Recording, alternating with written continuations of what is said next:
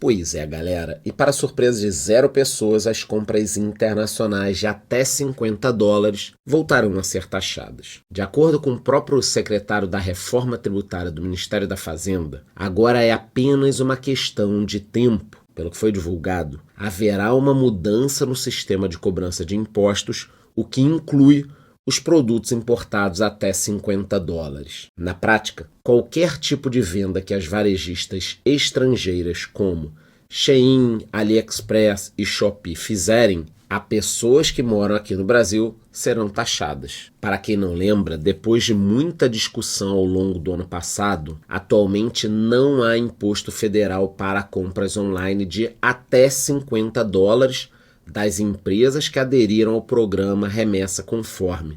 O governo lá atrás taxou apenas as compras acima disso. Para ser uma ideia, antes a cobrança chegava a incríveis 60%, mas era aquela loteria, você comprava, tinha coisa que era taxada, não tinha taxa, um rolo do caramba, demorava meses para chegar, você comprava num dia, não era taxado, no outro era, não tinha muito um padrão, mas a cobrança deveria ser de 60%.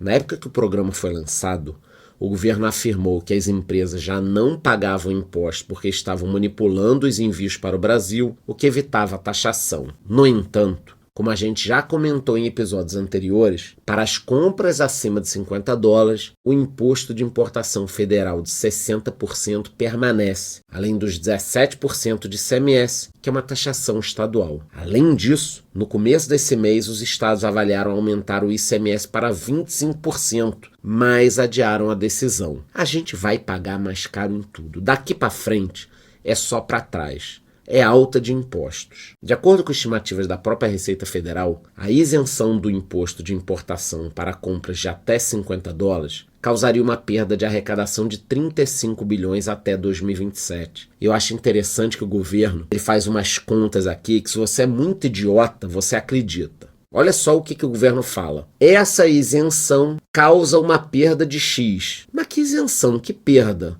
Tá causando perda nenhuma, cara. Pô, imagina, eu vou ganhar para a presidência, eu falo o seguinte, a isenção de impostos de até 80% na cerveja causa uma perda de tanto.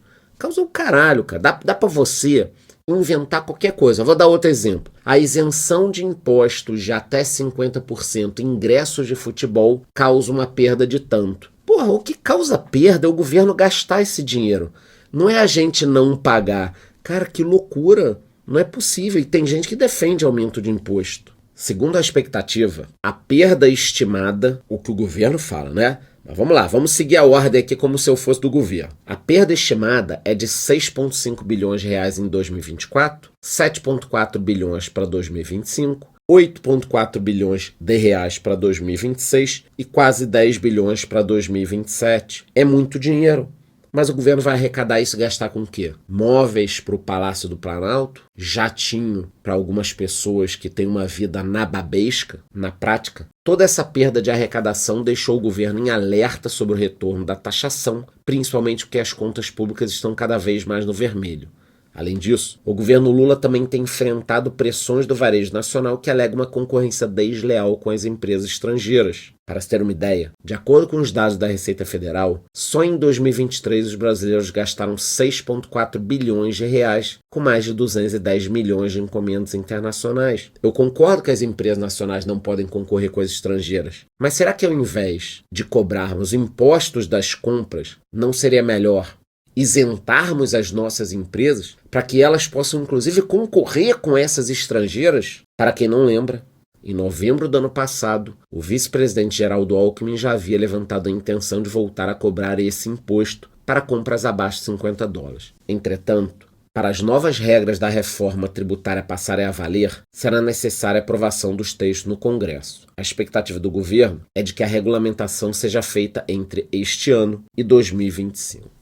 Bom, galera, e outro assunto que merece destaque no nosso episódio de hoje é o crescimento do Pix no Brasil. Segundo uma reportagem do portal 360, só no mês de março o Banco Central registrou quase 5 bilhões de operações via Pix, como transferências e pagamentos. Para se ter uma ideia, ao todo foram movimentados cerca de 1,93 trilhão de reais, é muito dinheiro, obviamente. Além disso, desde outubro do ano passado, o número de transações é superior a 4 bilhões por mês, o que significa que o sistema está funcionando. De acordo com o próprio presidente do Banco Central, Roberto Campos Neto, o Pix está se aproximando da marca de 200 milhões de transações por dia. Para quem ainda não sabe, antes o sistema só chegava perto desse número em datas específicas, como, por exemplo, no início dos meses por causa do pagamento de salários. Eu mesmo pago via Pix. O último recorde foi no dia 5 de abril, quando foram feitas 201 milhões de transferências em um único dia. Para a gente ter uma noção, esse número é quase o dobro do total de pessoas com contas bancárias hoje no Brasil, estimado em 115 milhões. A expectativa do Banco Central é de que esse volume de transações seja recorrente daqui para frente. Ao longo de 2023, por exemplo, o Pix chegou a movimentar 15 trilhões de reais. É tanto dinheiro que é até difícil falar. Hoje, o total de pessoas físicas e jurídicas cadastradas no sistema é de quase 162 milhões e vem funcionando direitinho. Só que como nem tudo são flores,